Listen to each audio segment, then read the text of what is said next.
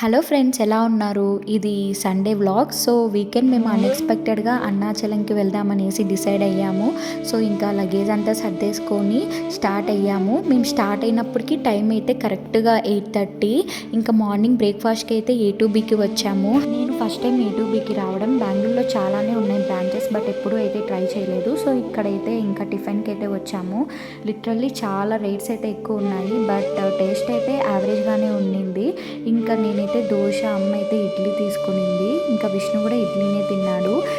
Hotel బయట అయితే happy toys అని ఒకటైతే ఉంది. అన్నీ వుడ్తో చేసింది. ఇక్కడ చూసారా ఒట్టివేరు వినాయకుడు ఎంత బాగున్నారో.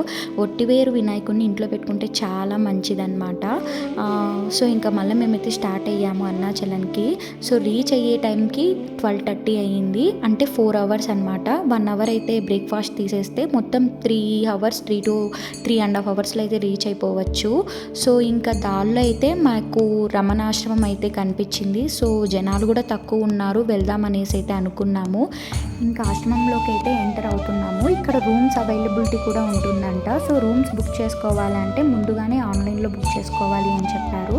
ఇంకా ఇక్కడైతే వీడియో స్ట్రిక్ట్లీ ప్రొహిబిటెడ్, కానీ నేనైతే మీకు కొన్ని చూపిస్తున్నాను. ఇక్కడ రమణ మహర్షి అప్పట్లో ఆయన ఏమేమి చేశారు, ఆయన గొప్పతనం ఏంటి అనేసి ఇలా ప్రతి రూమ్లో ఫొటోస్ పైన డిస్క్రిప్షన్ అయితే ఇచ్చారు.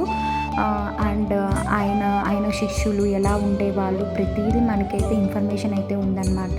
ఇప్పుడైతే అంత రష్ ఏం లేరు, ఈవినింగ్ ఉంటారు అని అయితే చెప్పారు. సో చాలా ప్లెజెంట్గా, పీస్ఫుల్గా అయితే ఉంది ఆశ్రమము. ఎక్కువ మంది ఇక్కడైతే మెడిటేట్ చేయడానికి అయితే వస్తారు. ఈవెన్ ఫారినర్స్ కూడా అయితే వస్తారనమాట. అండ్ మేమైతే ఇట్లా కొన్ని ఫొటోస్ అయితే తీసుకున్నాము.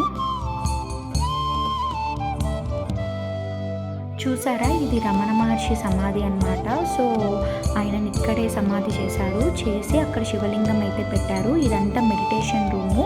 ఇప్పుడు ఓపెన్ చేయరు, ఈవినింగ్ అయితే ఓపెన్ చేసి హారతులు ఇస్తారు అని చెప్పారు.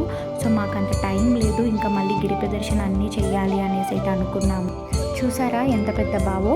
యాక్చువల్లీ ఈ ఆశ్రమము ఇప్పుడుది, ముందైతే ఆశ్రమము రమణ ఆశ్రమము కొండపైన ఉండేదంట. సో అది పాతాశ్రమం పేరు వచ్చి స్కందాశ్రమము. ఇప్పుడు ఏదైతే చూస్తున్నామో ఇదైతే వీళ్ళు రీమోడలింగ్ అయితే చేశారు. ఇంకైతే ఫైనల్లీ మేమైతే రూమ్ అయితే తీసుకున్నాము. సౌత్ గోపురం దగ్గరలో ఉన్న హోటల్ తీసుకున్నాం అనమాట. పర్ డే 2000 రూపీస్ అయితే ఛార్జ్ చేశారు. ఏసీ రూమ్ అనమాట. తమిళనాడులో ఎండలు అయితే నిజంగా అదిరిపోతున్నాయి. బెంగళూరులో అంత చల్లగా ఉంది, సడన్గా తమిళనాడుకి వచ్చే లోపలైతే చెమటలు అయితే కారిపోతున్నాయి. బయట అంత ఎండలు ఉన్నాయి. ఇంకా అమ్మ విష్ణు అయితే పెరుగు ప్యాకెట్ తేవడానికి వెళ్ళారు.